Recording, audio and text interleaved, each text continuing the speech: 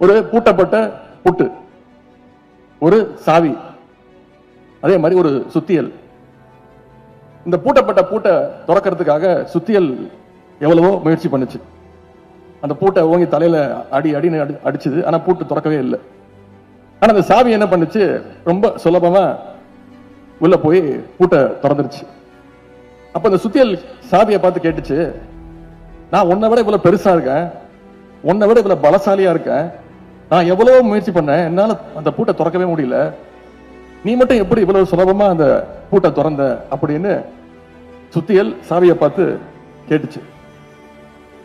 அப்ப பூட்டு சொல்லுச்சு, சாவி சொல்லுச்சு, நீ பூட்டோட தலையில ஓங்கி ஓங்கி அடிக்கிற, அதனால உன்னை பூட்டுக்கு பிடிக்கவே பிடிக்காது, ஆனா நான் பூட்டோட இதயத்தை போய் தொடறேன், அதனாலதான் என்னால ரொம்ப சுலபமா பூட்டை திறக்க முடிஞ்சதுன்னு அந்த சாவி சுத்தியல்கிட்ட சொல்லுச்சு.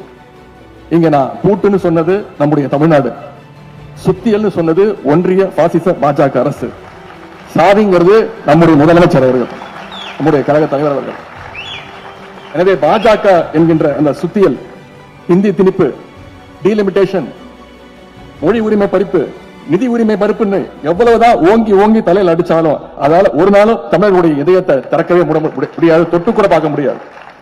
காரணம், தமிழ்நாட்டுடைய இதயத்தை தொடர கழகம் எனும் சாவியை பேரறிஞர் அண்ணாவும் முத்தமிழ் டாக்டர் கலைஞர் அவர்களும் நம்முடைய கழக தலைவர்களுடைய கைகளில் ஒப்படைச்சிட்டு போயிருக்கிறார். ஆகவே இங்க சங்கிகளும் அடிமைகளும் ஒரு நாளும் வெல்ல முடியாது. நம்முடைய தலைவர் அறிவிச்சிருக்கிறார், நமக்கு ஒரு டார்கெட் கொடுத்திருக்கிறார், வெல்வோம் 200 தொகுதியில மினிமம் ஜெயிச்சு காட்டணும்னு சொல்லி இருக்கிறார். 200க்கு மேல நம்ம ஜெயிச்சு காட்ட வேண்டும்.